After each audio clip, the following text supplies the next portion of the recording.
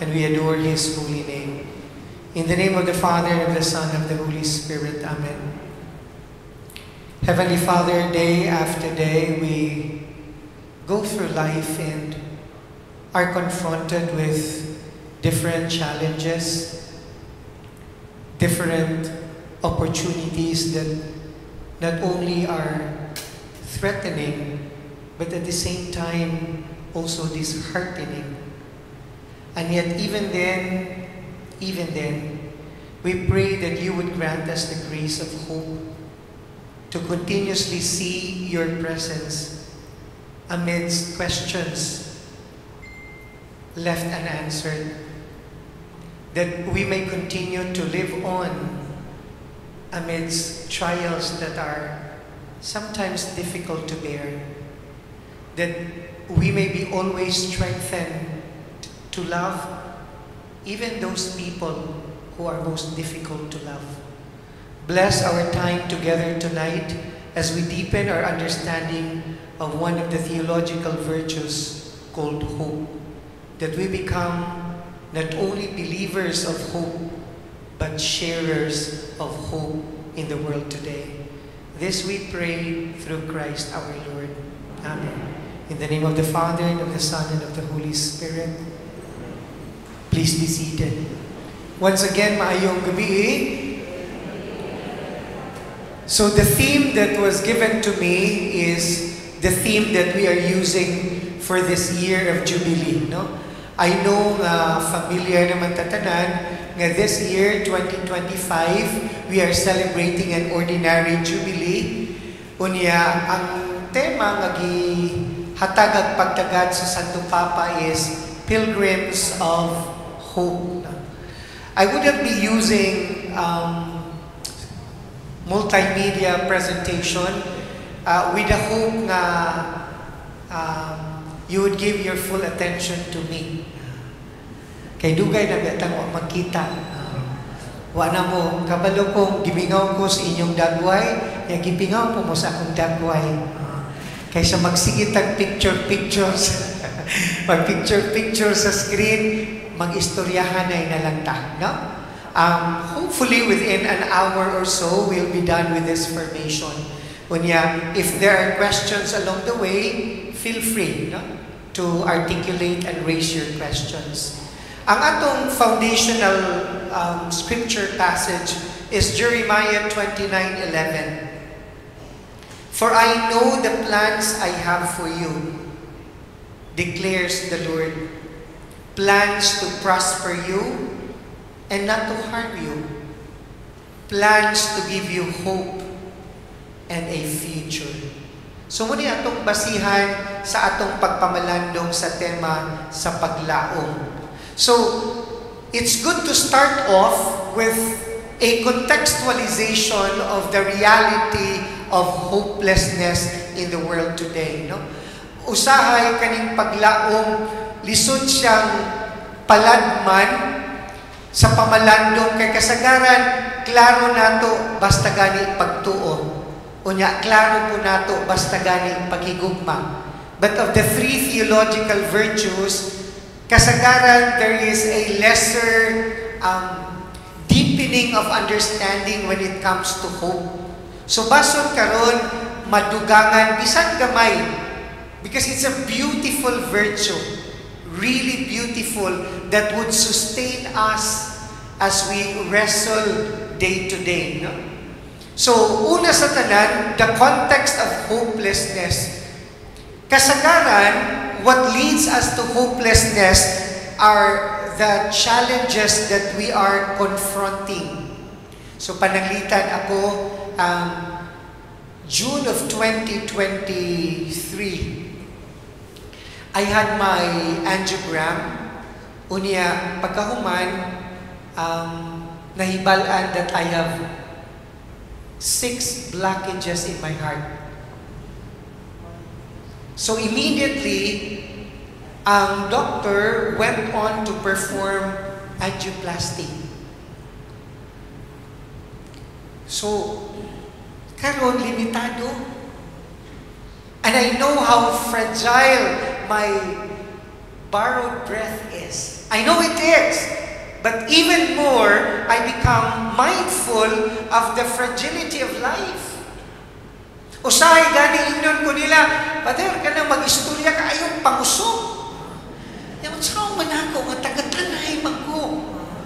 Lisod kayong mag-istorya nga, di ta mangusog, di ta magpaugat. So, difficult. I was advised na dili magsigig ka-stress. Pero naay trabahoon, naay buluhaton, naay misyon. So kinahanglan nga trabaho gyapon, no? So muna nga dili lalim when you go through wrestling with physical health. Unya na po'y emotional challenge. Diba? Naay uban nato nga naay problema sa pamilya. Naay mga batanon nga gibulag ang uyab. Naapoy di na batanon, wapod ka uyab. So, na-stress po. So, di ba? So, emotional disturbance. No? Unya, naapoy experience of losses. Kana bitang either someone or something so dear to you that is lost. Munang, you lose people. It leads you to pain. You lose a job. Sometimes, you lose enthusiasm to life. Or you lose some capacities nga karon di na gani ka palakmon. Munang, mas stress ka. Kaya istorya may sa kong ikaagaw, ang iyang father, no, is very sick. Unya, pagkahuman agakon, hindi siya, get out of my way.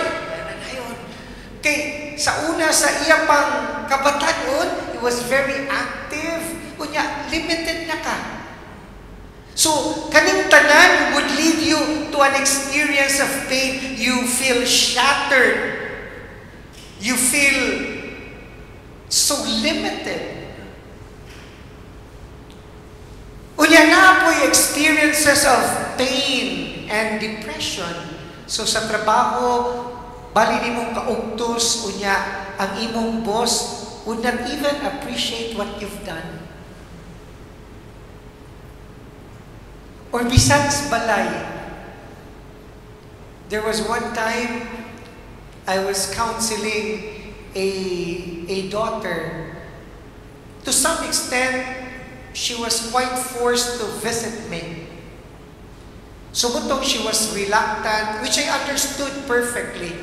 Pero tantong istorya, ang mama was trying to push her. Yamutong niyon siya nga, What do you want me to tell father? That you're a good mother? So ako na siya. And then the mother tried to explain that we've done so many things for you. We have worked so hard for you. Kunya, ningon tong bata, well, that's your job. So sa akong kasing-kasing murang gikumot na. When sometimes people would feel entitled instead of being grateful. So you become discouraged. You feel burdened. Or experiences of failure. Bali ni mong take sa civil service exam. Unya, wag yapong kakapasan. Kaya wag po kay tuon-tuon. Diba? So, pagkahuman, kung sa guni, kinabuhi nato, wag man tayo kahumanon ang kapakyasan. Or, you feel forgotten. You feel invalid. That to the people you care for, murag wamang kay bili. Sa imong mga anak karon, di naman kakatingog. Yung mutingog kayo na magkagulang na kama. Ay nagpangilabot. Tayo sakita, no? Unya, there are also experiences of being forgotten.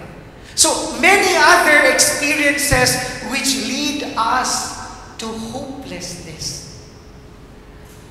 last year, na ako'y kuyog nga dito make pilgrimage.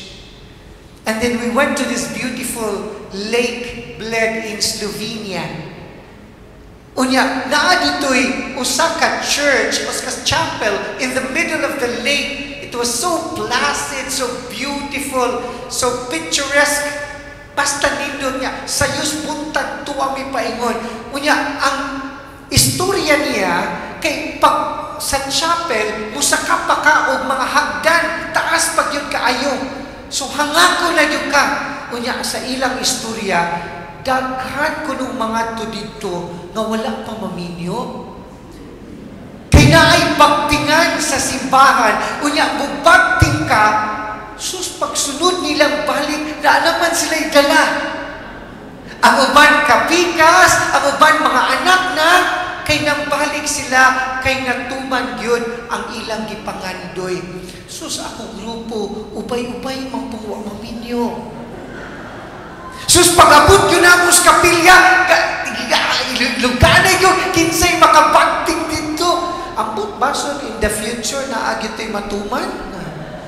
Pero wako kay balungon sa ilang ipangampo, no? But again, the hopefulness that we long for, that sense of hoping amidst difficult times. Unya, even in scriptures, there are many experiences leading to hopelessness. Remember Matthew 8:23 to 27, when suddenly a violent storm came up on the sea, and the boat was being swamped by waves, and then Jesus was asleep. Diba? Apa ni Lord, bakit ka tulog?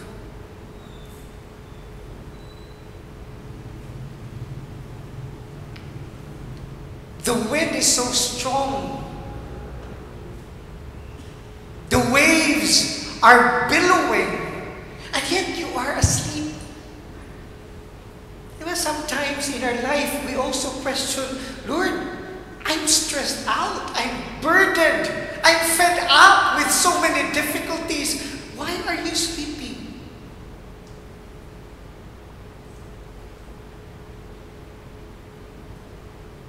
And why are you silent? I am bleeding, I am torn to pieces, and yet you're quiet. Or John 11:21, when Martha said to Jesus, Lord, if you had been here, my brother would not have died. How many of us find in the same situation? When people we love, living a life of goodness, following the Lord faithfully, and yet they wrestle with cancer. They are snatched away from us. And so like Martha, we said, Lord, if you had been here, then why did my mother die? Why did my father die?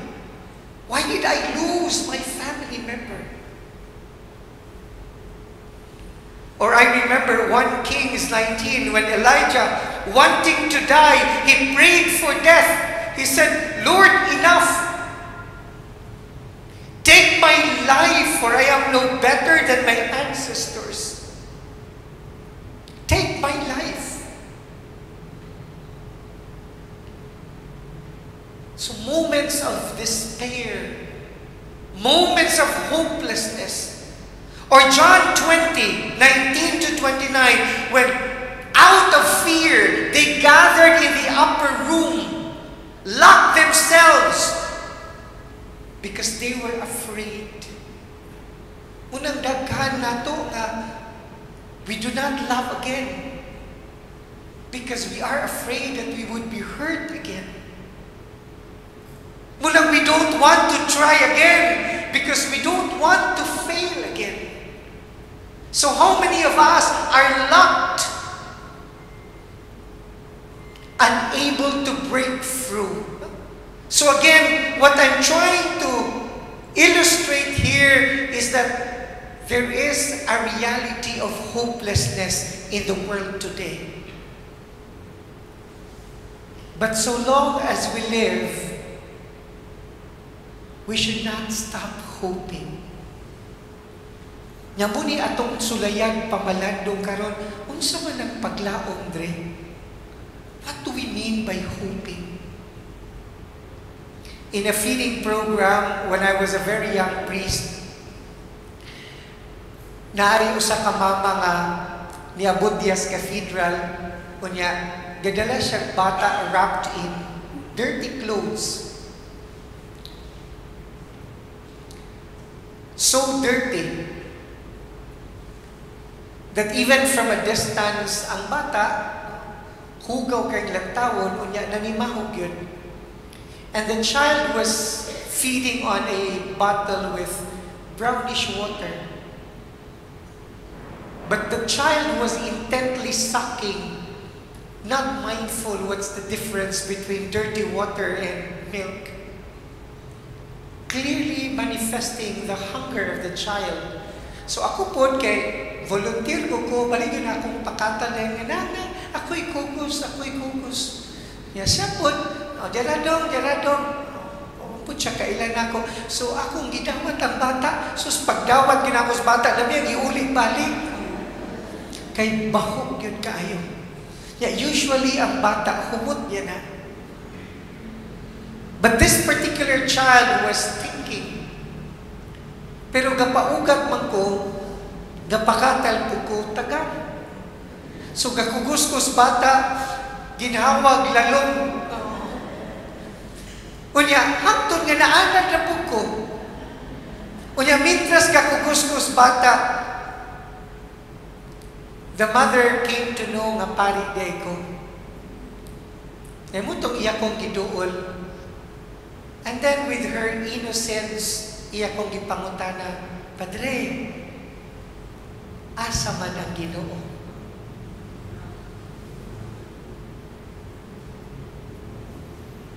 Where is God in my poverty? Where is God in my pain?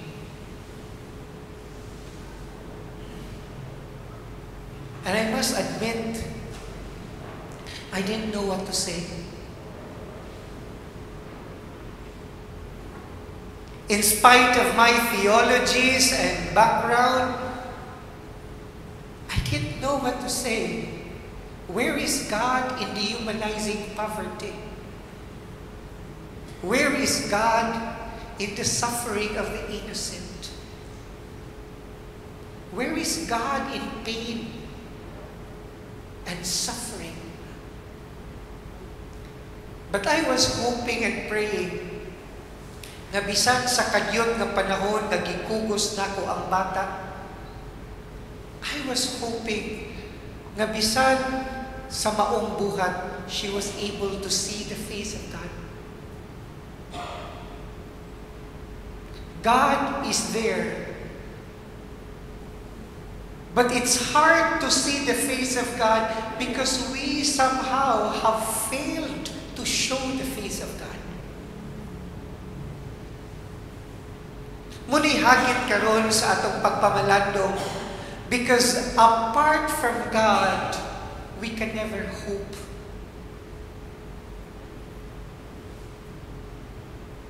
When there is no mindfulness that God is there, it's hard to hope.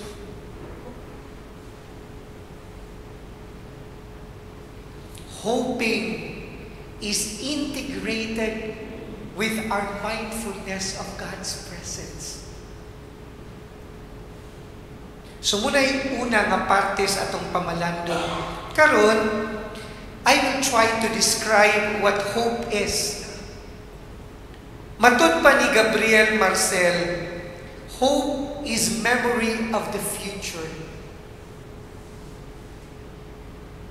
Hope is memory of the future. So there is a future na ay paglantawan sa umalabot. It is the heart seeing tomorrow. To put it in a poetic stance, it is the heart seeing tomorrow. Not getting stuck, not being imprisoned of the pain of today, but a heart that sees tomorrow.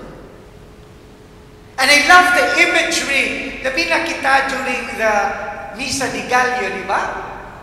And I love that imagery na musugod ta, ngit-ngit. Unya, manggawas ta, hayag. And every single day of our life, we are reminded of that image of hope, that no matter how long the night is, no matter how dark the night is, it will not last there forever. Somehow, it stops to usher the dawning of a new day. So muna'y panglantawan sa paglaom. However, naitulo kapag perspektibo sa paglantaw nato sa umalabot according to Damian Howard. So, if you're in a situation na ay tulo ka panglantawan, I want to discuss this so that you will see and differentiate what Christian hope is all about. So when you're in a situation of hopelessness, na ay utopian perspective. Unsa man yung utopian perspective, na mausab ra ni. Things will change for the better. For example, katong pandemic, di ba? Ang utopian perspective, nga yung ka, ay, tungod sa pandemic, nigawas ang pagkaplantita. Tungod sa pandemic, nigawas ang abilidad sa pagpangluto. However, it doesn't tell us anything about how we get from where we are to where we all want to be. So munang utopia nga, ang mausap na gini, pero walay klaro. Am I making sense? Ang dystopian perspective, which is the opposite, nga ang kausaban is for the worse. So for example, di nata mo palayo, atong collapse sa ekonomiya, atong dalang walay kahumanon. Di ba? Munang usahay, di gyud ka kumpiyansa. Ngamiyon kung sa una, gikag sa Dumaguete, San Jose, maura ni gidugayon, karon di nagyon. Kay dalan, niya, dugay-dugay nang wala mahuman ng dalan, murag wa man pud gimuka. Nya maayo rang dalan, nagigumapod. So munang, nothing is to be done because nothing can be done. Sumubo na siya extreme end. Yan na po'y katulong perspective na gitawag og steady state view. Muni siya'y mayong kada. Wala na na'y kausapang may tabo. Muna siya'y, anay kausapang may tabo. Wala na kay balukunsa. Muna siya'y utopian perspective. Ang usa, wala na gunay may tabo. Pero ang steady state view, muingon siya nga, maura ni gyapon. Maus na gyapon eh. Walay mahitabo, naay mahitabo, ay muras gyapon. Munang, di ba, sa atong pamulitika, munay atong batasan. Wa na kay paglaom. Kay mirmilay ka nga, bisag kinsa ibutang diha, maura man gihapon. Now, unsay problema ani nga mga perspectives? Una, there is no identification of the human agency. It disempowers us. They take away our power to act. They do not leave us a room to truly make a difference. So muna'y usay defect aning tulo ka panglantaw. Kay wala nato gitagaan o pagtagad na ikaw tao na kay mahimo. Remember that story of a man who along the shore was picking up some starfishes. Iyang gilabay dito sa mga salapyahan balik sa dagat. Huntod niya na nakabantay niya, gibuyag siya, nga dong, kaon sa man ka, panya nga, ay akong gibalik aron dili mamatay. Yaginan siya nga, sigurado yung kang makahimong kag difference ana sa mga starfishes. Panya nga, basol lamang. Tingin siya nga niya, kadaghan magdagat sa kalibutan. Are you really sure you are making a difference? So mutong, para wala na ilalis, ning pulit siya sa ka-starfish, gilabay niya dito sa dagat, yan yun siya, I just made a difference to that one. Acknowledging that I can do something. The power of the human agency. Unang, do not resign. Ngayon kang, you cannot do anything at all. Even within your sphere of influence, you can do something. And that's the reason for hoping. The other remark that we've noticed with the three perspectives is that none of the options leave room for God. Diba? Kanang batasan na, ay, mausap na niya na. Magulat ta sa pag-usap. Muputi ng uwak. Or, batasan nga, awa na yun ay kausapan. Ingunani na yun. Dayong batasan nga yun nga, steady rata. Maintain na ni. Walay lugar para sa Ginoo. So, not only is there no room for the human agency, but there's also no room for God. So, munang wala siya'y panglantawan sa kaugmaon. So, unsaon maday nato pag-identify ang paglaom. So, dili di ay na maoy tinuod ng paglaom. Another writer says, to identify Christian vision of hope, you have to differentiate futurum and adventus. So these are two Latin words. Futurum, which we can loosely translate as optimism, and adventus, the nearness, the coming, the presence. So when you talk about futurum, so the future that is developed from possibilities that are already in the world. So pananglitan, nag-eskwela ka, doon na ba kay posibilidad nga makagraduate? Naamala. Ha? So muna gitawag og optimism. I am optimistic na makagraduate tungod kay the possibilities are there. Are you following me? However, adventus is a future that is not simply a development of human possibilities, but emerges from a power greater than our own. So, yung kay kang optimistic yung ko kay ang mga realidad, ang mga posibilidad, magdalag yun sa possible realization of this matter. But if the development is difficult, unya, mulang ka nga dunay kamatuuran ang panghitabo, then that is what we call hope. Now, unsay concrete example. For example, si Sarah nga ni Mabdus.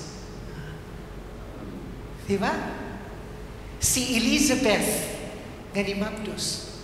Was there a possibility for life? No. Because they were barren.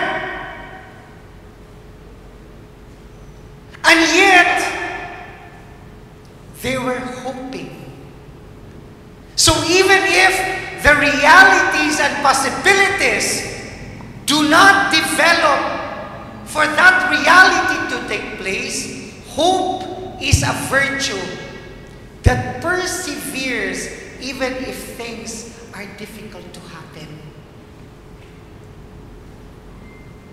So bisan pag dili imposible, munang gingon nato sa atong pagtuo, walay imposible sa Dios. Because hope is to build on what remains.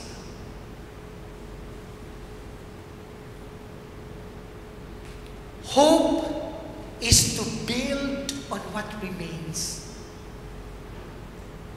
So when you relate it with life, sometimes the blows of life, the pains of life, the brokenness of life would remove everything from us. So hope is a virtue that I will stay and I will build on what remains.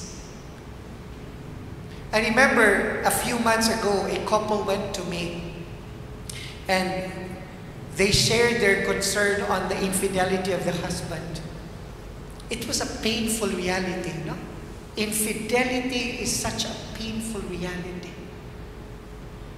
Labi na if you've given your all.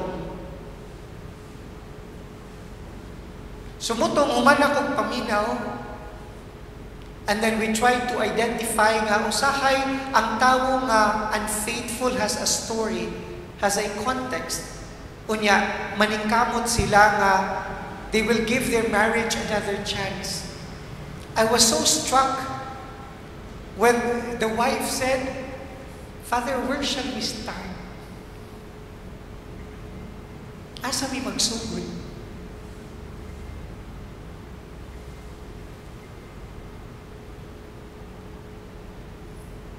And so I had to remind her of what it means to hope.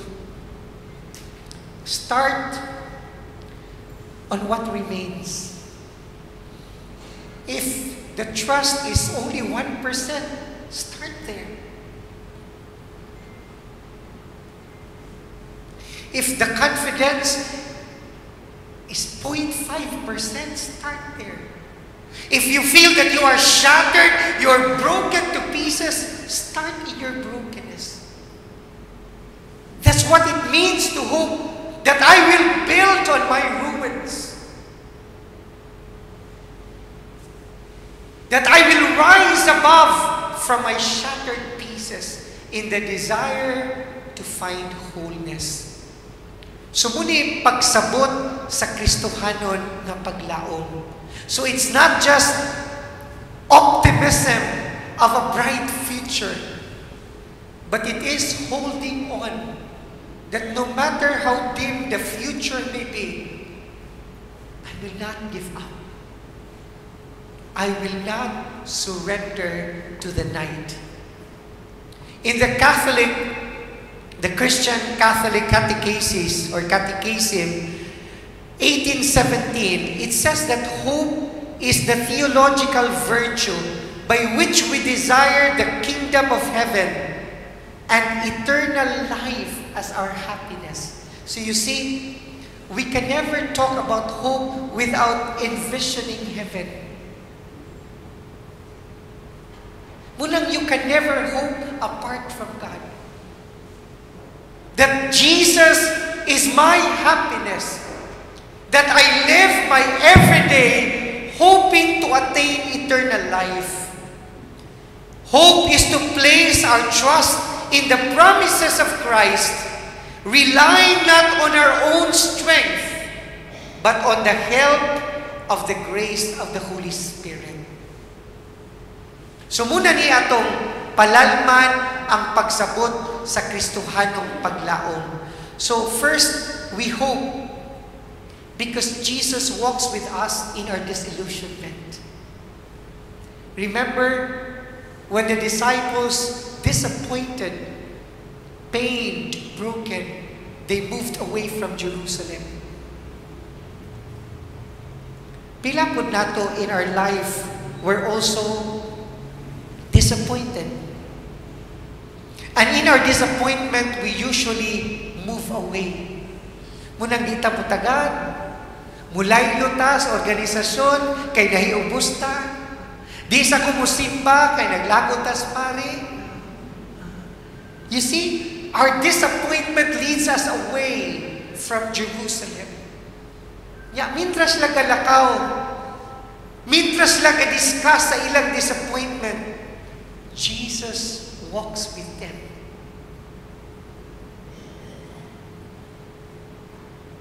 Very powerfully, Jesus reminds us, there is no disappointment that you are not accompanied with. There is no pain, no matter how deep, that you go through in life, that you journey alone, all by yourself. And that's why you hope. Because I do not face my battles alone. I do not brace through my pain alone. Jesus walks with me. Even if at times I don't recognize Him, because of my disappointment, because of my pain. Imagine, gatbuyog si Jesus, ka-explain nila, wag yapon sila kailan. But beautifully, Jesus said, "Gahi, maday mong ulo, biyaan ta mo. Dugayan ninyong makasabot, biyaan ta mo." No. Very patiently, Jesus accompanies until they recognized His presence. Munang, when you are in pain, never lose hope. I remember Tantan. When I was assigned up in the boondocks of Taiwan, one Wednesday, like today, our small village was shocked because of the news of Tantan. So si Tantan was brutally murdered. Na ay family nga away, unya gikan siya gatod siyang mama dito sa umahan. Giatangan si Tantan, unya without mercy, 18 stab wounds. Unya, pagkaibalo siyang ginikanan, they lived quite near the church. Pagkaduog yung papa, the tendency was to take revenge. Why? Si Tantan came to life after mga 10 years of waiting. Pinangayong anak. Dugay hinulat before niabot si Tantan. Unya, at that time, I think Tantan was 19 years old. Sumuto nga, ang papa, dito silang balay, gakumuson sila, gakuha, pangita siyang sundang kay apa niya, bisan ang kinabataang membro sa kontrang pamilya, akong makita, akong impatson. O niya, while all these things were happening, the wife was trying to hold him. Na dili. O niya, mintras na ani nga commotion, ning bakting ang simbahan kay magmisa mishapon. Yung mutong giingnan siya siyang asawa. Manimbata. Mutong nagpatuo siya siyang asawa. I tell you, it was one of the hardest masses I ever celebrated. Kita man ko nilang magtiayon, dito sila sa tumoy. Gikasungkot siya, naghilak iyang papa, agpana. But what really moved me, pagkanta na mo, amahan na mo, gagunita na silang magtiayon. Amahan na mo, gana sa mga langit. It was so hard to wrestle with the pain of loss. But at least at that time, they were surrendering everything to Him, acknowledging that He is a God who accompanies. So don't you ever think that God leaves us alone in our pains. Don't you ever think that God leaves us alone in our disappointments. Don't you ever think that God leaves us alone in our failures. He walks with us. And it's okay if at times you don't see Him. It's okay if you want to articulate questions that have no answers. It's okay to cry things out and ask, Lord, where are you in my pain? It's okay. But Jesus continues to assure He is there. And that is enough reason to hope. Another way of understanding Christian hope is that we hope because Jesus calms our storms. Courage. I know that at times storms are difficult, blows are fearful. Kinsa man ko'y ganahan na problema, di ba? Pero kabantay ba mo nga humas usa ka problema, nanon po'y laing mo pot. Muna mo pagsigit ang reklamo nga daghang problema ang kinabuhi, murag magdaghan pog bara atong kasing-kasing. Munang karon naka-decide ako, may pay na ang problema. Sige, welcome. Di ba? Anyway, pag umanani, itatag sulbad, Lord, yahi ko. Pag umanani, nanapilaing mabot. Yang mas maayo pa.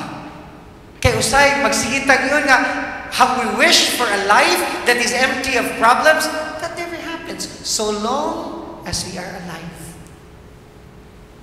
So do not run away in fear.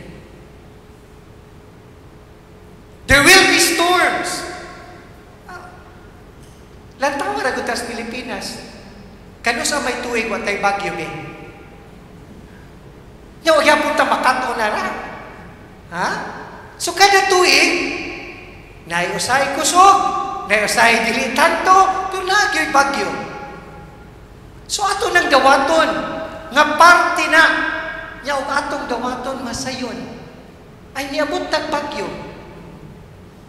Diba? Pangandaman, kana manggung atong, kana bitang atong batasan nga dili ta mo, murag atong paminaw nga entitled ta labi na kay sige kong simba nya ngano man kong kakalisod ngano man kong naay problema nga sige man tawag hatag simbahan na kasi nalimot mo atong gisunod gilansang gani. So life can never be empty of pain, but believe that Jesus will calm your storms. Cry out, Lord, help me. Sometimes we are so consumed with our arrogance, with our pride, nga di ta magpatabang. Nga bisa sa itong relasyon sa Ginoo, adi na Lord, unyara yun, unyara. Time sa Ginoo siya. Nasa'y gahom sa pagpahunong sa unsang bagyo nga naa ka. So embrace suffering. Do not escape pain.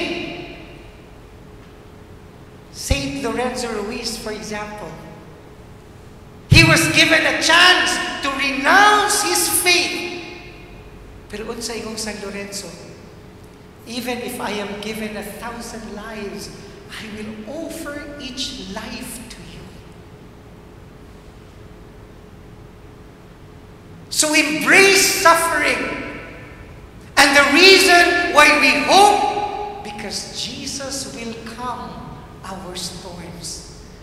After college, actually, niadto ko Mindanao kay nag-apil ko Jesuit Volunteer Philippines. Unya, ga-teach ko dito. Idealistic kayo kami daw kay Jesus, pantay. Bago ko kong graduate sa college. Nya, di man day sayo ng pagtudlo. Labi na kaya akong gitudluan 4th year high school. Nya, in English ba? Suslisod kaayo kay ang ilang in English nga nakatunas grade school, mauna man yun, hangtod. Sumutong na ay declamation contest. Ay, mantay. Sige, kinsa may ato ang contestant. Father, ay, sir, at that time, I was the priest yan. Sir, kani si Michelle. Ano si Michelle man? Si Michelle, sir, kay gikas first year. Muna na yung contestant. Yan, dito sa school, usara yun ang contest piece for so long a time. So, memoryados mga estudyante ng contest piece. So, sa ato pa di ay, gikan siya sa first year, wa siya daog-daog. Nya, fourth year na, so ni ko, sige, atong paminaos, Michelle. True enough, pag-abot yung stubang Michelle, maayo kayo siya sa kanamang mga dynamics na, lantaw siya sa tuo, lantaw siya sa wala, maayo na kayo nito, kanang stage presence. So, sa pag-umana, ay siya, praise, confession, confession di ay. Kaya kay confession. Siya, dark was the night when the press came for my confession. Sus niya, bawal man ang mukatawa ka nga teacher ka. Kaya yaga man na sa estudyante ka, pugong-pugong yugo, utong-utong yugo, pero confident yun kay siya. Hangtod nga, naapa siya part kay, kasi to, Doña Chudora, I was a servant, or servant niya, ipasagin nga, namatay itong Doña Chudora kay kaaway atong tinuod nga, murag heir of the, away siyuta, bitaw, sumutong, gipasagin siya nga siya gapatay. Hangtod nga, muto siyang nangumpisal kay, palatson siya. Nga, naagyo dito nga part, nga, may siya nga, well, ay kay Michelle. Well. Dora, my lawyer, welcome to do my well. Wag yun ay kalainan.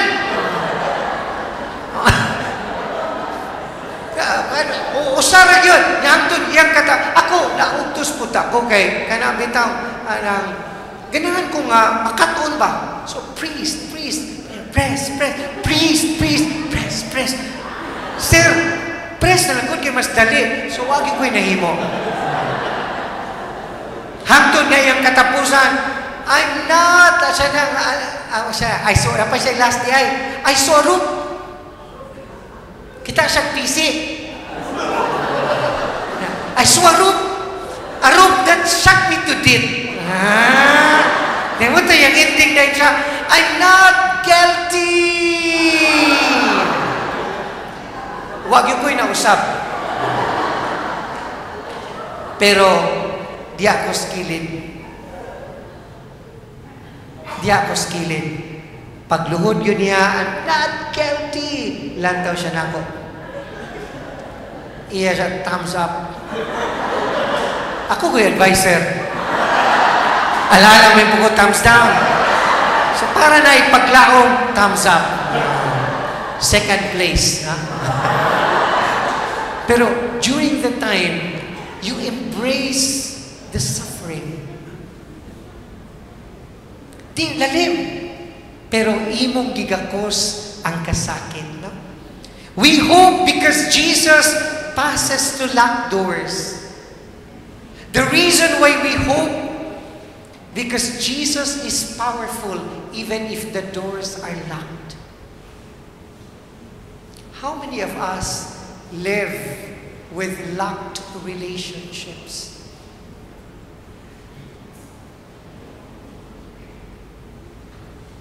Munang, if you are a person of hope, no matter how locked a relationship is, allow Jesus to penetrate.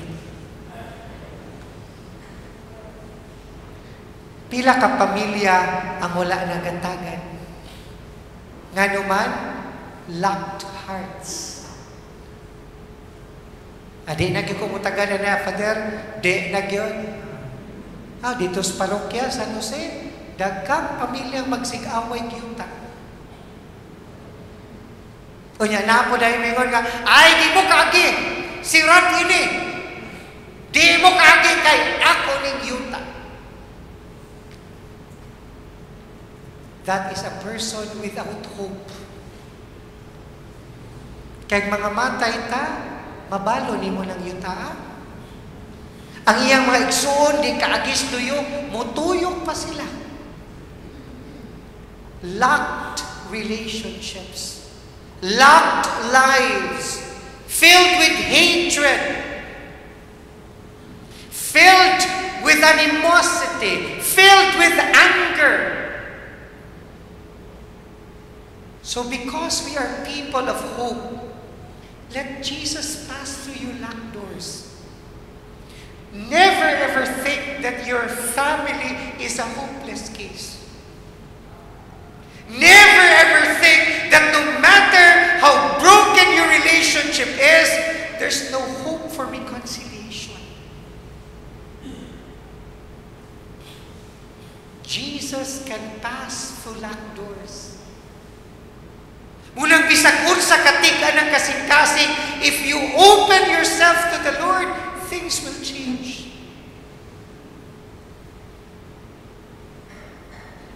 Healing can happen. I felt so sad one time, gaanoin ko gulang. Pagabot na ako sa balay nila, siya raw yung asawa ang nabilin, naningkamot taon siya og tindog. Nong, ayaw ra. Yalipay kayo siya, Padre, salamat sa imong pagbisita. Sumuto kay istorya, niya nakaibalo ko nga na siya hindi makaanak. And he was seriously ill. Namutunin ko nga niya, tay, namisita ng mga bata.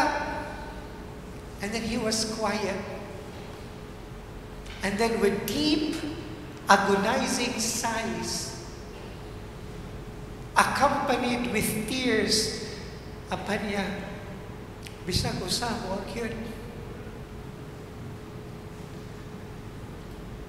What a pain. What a pain. Namutong niya niyang asawa nga, ay rakong kabalaka, o na'y mahitabo ni mo, manguli ito.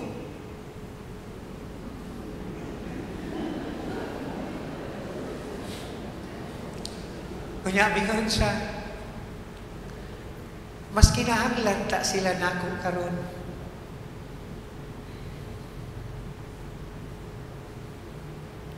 I need them now more than I will need them then. Sayang biya kay na. I've been a priest for 20 years, salamat sa Ginoo. I've witnessed funerals. And it pains me every time na naay maghilak panahos haya, apan panahos buhi, huwag ka ni kabisita. Yan mo na'y sayang, magsuon na wala magtagad, magsuon na wala ka pasayloanay. Do not bring your anger to your graves.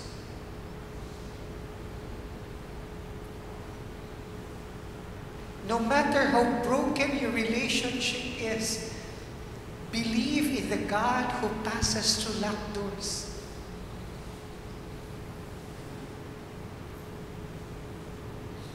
Get rid of your pride. Get rid of your laziness. Because we keep on postponing.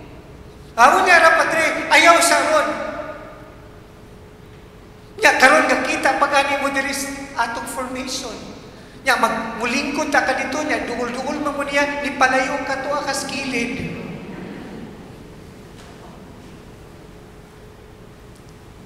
Never delay love. Never postpone forgiveness. And I tell you, it's the most liberating act of courage. When the heart is uncrowded, when the heart is free, hope will give you peace. Now finally, we hope for Jesus offers renewed friendship. Remember Peter, he denied. Diba? Pero Jesus offered friendship with him. Do you love me, Peter? really love me? In other words, Jesus was not giving up. Even if Peter was the cause of his pain. Jesus was not giving up, even if he was deeply hurt by what Peter did. I know that each one of us has a story of how people we love have betrayed us, have hurt us to the core. But there is hope for renewed friendship. There is hope for renewed relationships. So muni atong pangitaunon nga grasya nga makita nato that Jesus walks with us in our disillusionment. Jesus calms our storms. Jesus passes through our locked doors. And Jesus offers renewed friendship. And because Jesus does what He does, there is reason to hope. Are you still with me? Now, for the last part, very briefly lang, in a practical sense, how do we cultivate hope? Unsaon man nato ni sa mas konkreto? Una, last 4 points, find happiness in God.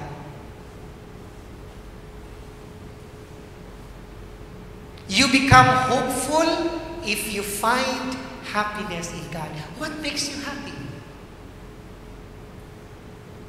I'm not saying that we don't want to enjoy things that are fleeting, relationships that are there, but ultimately, find happiness in God. Because God is lasting.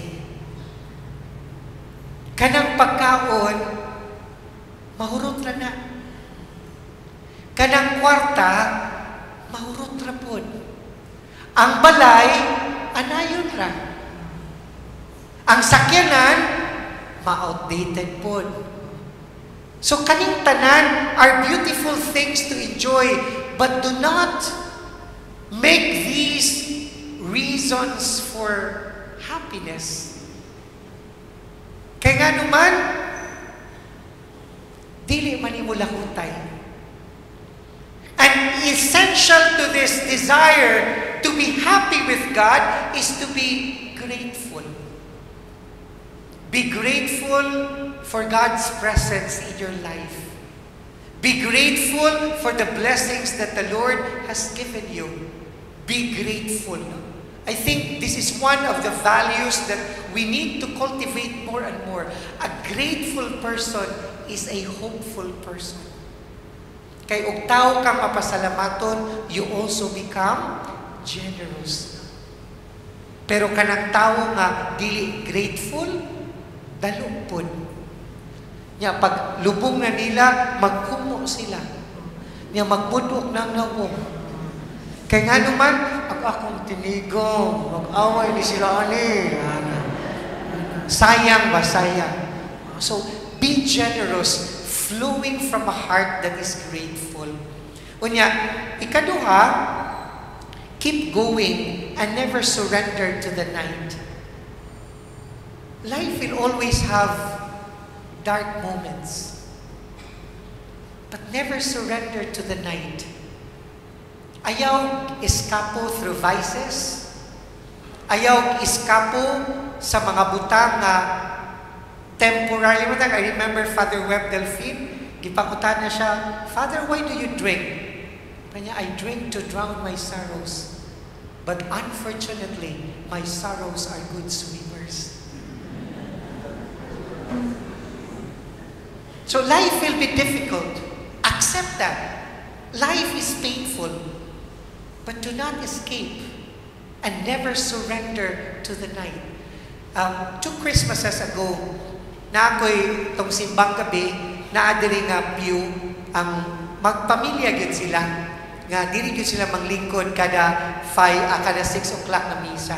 So, pakalawat na, sa San Jose, I'm quite very strict, no, nga dapat i-impose ang discipline, nga dapat row by row ang pagpangalawat, kaya usay kaning mga tao murag, ay, pag-unahan na bitaw. So, anyway, pag-abot niya, pagpakalawat na ako, ang iyang kamot, usa kamot, So akong gihatag ang host. So okay pa to for the first day.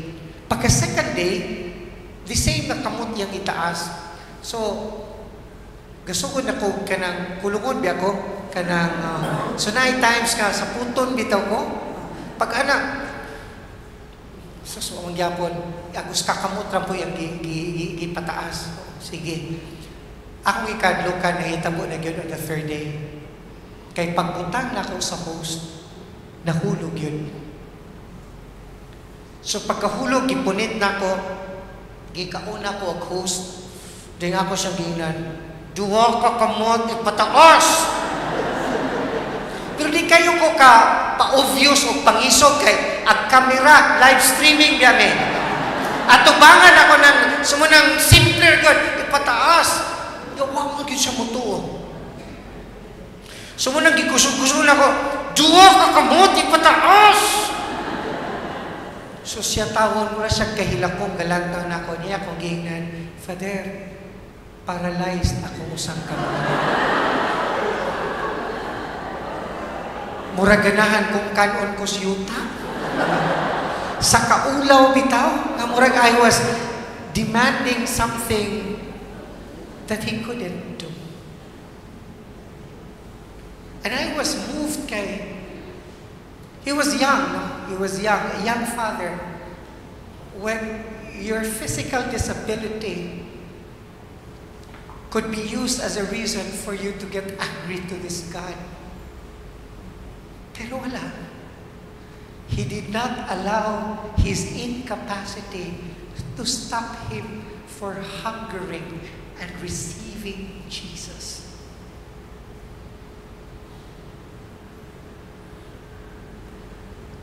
Unya kita, paling kusuga na ito gubagulbul. When a lot of things we are enjoying comfortably are things other people could just dream about.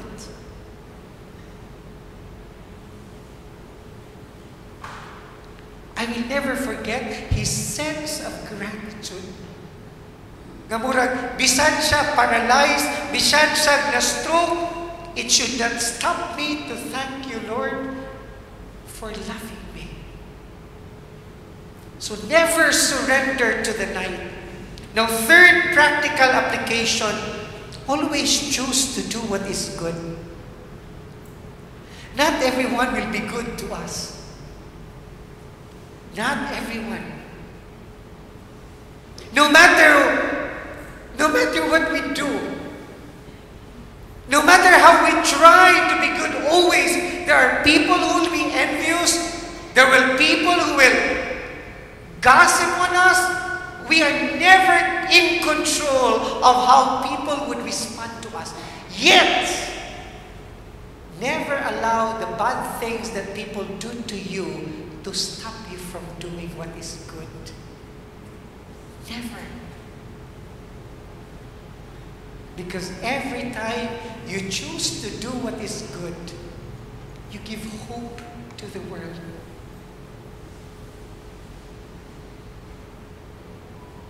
Murag si Rere, nami bata diya, simbahan, mabot siya, paghuman, sa sugod, malingaw ko, kay Budul, Father John, I love you, Father John. So may Pastor maka I love you. Bata. Kaning mga tao, wala. Pagkaman na nga, sus, kay madugay, mairita naman po ka. Kay magsigig lagan-lagan, simbahan ko, riripundura. But one time, kay after the Mass, amo mang patalayon ang mga bata, niya ako silang taga, bless sila, niya ako silang taga at biscuit, no? Kay, to remind them that God is generous. So bless sila, biscuit, bless biscuit. So pag siriri na, dawat siya biscuit, kanya, kuha siya, naman siya 10 pesos, kanya, ihatag ng Jesus.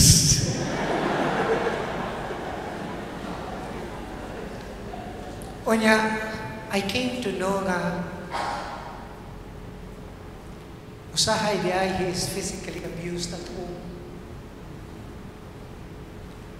So usahay unay ihatag niya Muna yang itigumon para makapalit og bugas ilang balay. So 10 pesos is 10 pesos. But he was willing to share it in his young mind with so much generosity. He continued to do good. Walay kapobrihon nga mukaon sa iyang kapasidad sa pagbuhat ug maayo. And I think that's the challenge of the world today. Kay kita, kadali nato nga mubuhat og lautan, labi nagpasakitan ta, kalami yung ibalos. But because we are people of hope, may we choose to always do what is good. And finally, decide to love. Make the decision to love and bring love closer to pain. One threat to hope is self-preservation, self-consumption, anxiety which leads to self-closure. So munang you move out. Decide to do what is good for the other. That's what love is all about. Now the world needs today people who are willing to waste their lives giving without counting the cost. People who are willing to forgive even those people who have caused them pain. Ayaw kulang. Ayaw giun, Father, ako may giunahan. Always remember Jesus. Siya po'y giunahan, pero siya'y niuna og reach out. Makatandog kaayo nga maningkamot ta og buhat og kaayuhan, unya mo desisyon ta sa pagigugma bisan sa mga tawo nga misakit kanato. Life will not always be easy and painless, unya. Just beg for greater love. Kaya the reason why it's difficult to forgive, it's because love is insufficient. It's not the anger, it's not the hatred, but the lack of love. Because when love is greater than pain, you are able to forgive even the ones who are most difficult to forgive.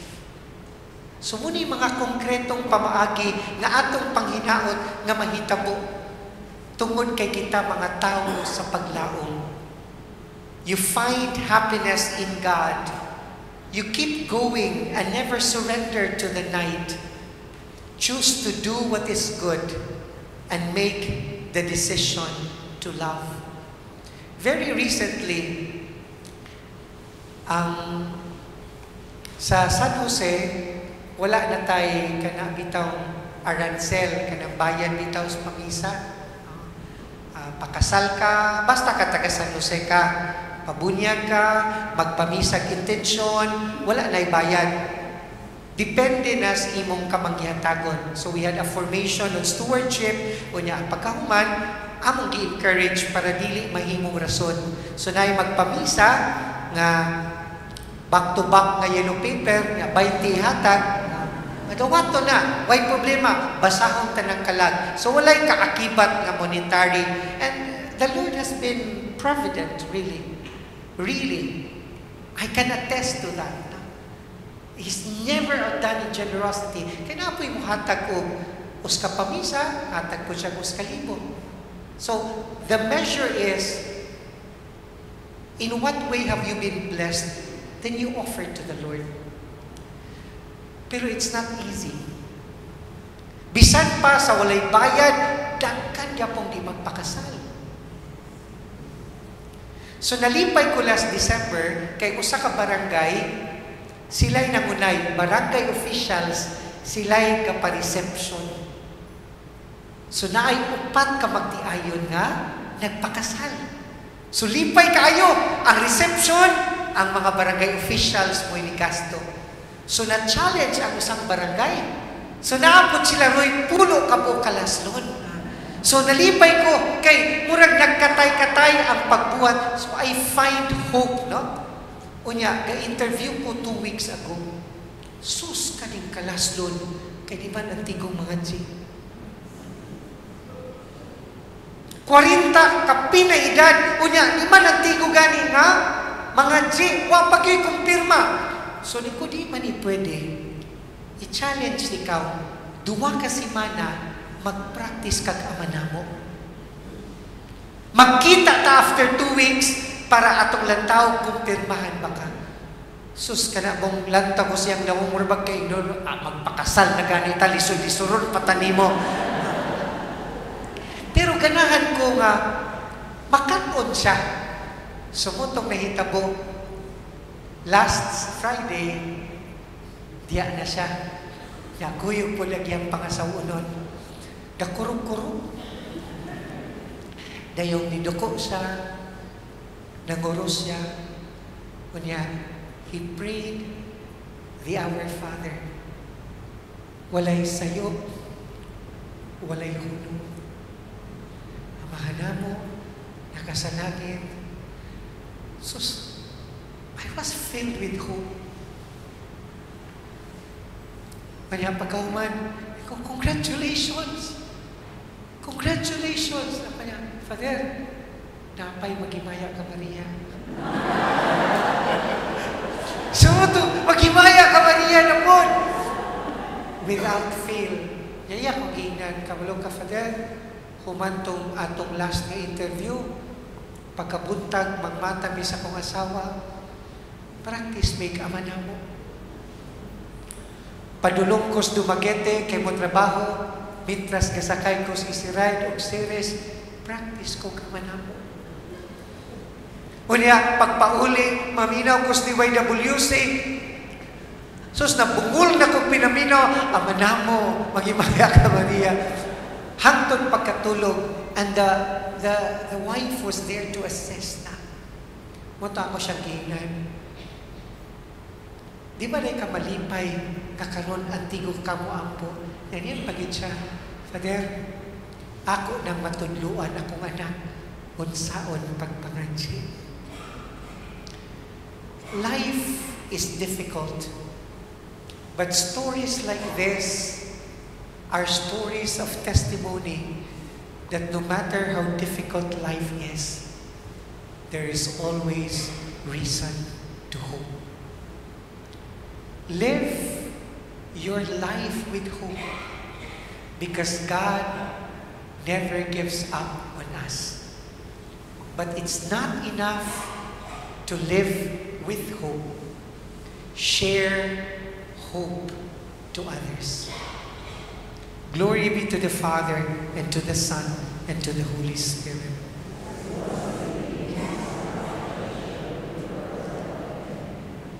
Saint Joseph, pray for us. In the name of the Father, and the Son, and the Holy Spirit.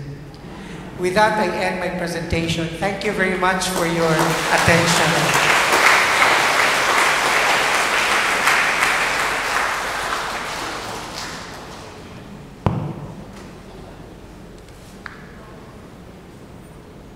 So, salamat sa minimo, Mother, for finding time to be with us and for disposing our hearts to this, holding on to this hope as we also celebrate and prepare ourselves for this Jubilee year, Pilgrims of Hope. As Father June shared to us, he shared to us a lot of many stories about holding to that hope despite the darkest moments in our society, in our lives. We hold on to that hope because that hope is the beacon that shines the brightest during our darkest moments. For Father June, thank you very much for inspiring us and reminding us, and we give a round of applause again to Father June. Thank you, Father. And thank you also for coming and sharing with us your presence. And as we end this night, may we have to bring this hope also to others, not only to ourselves, but share this hope to our loved ones and to our community. So thank you and good night, everyone.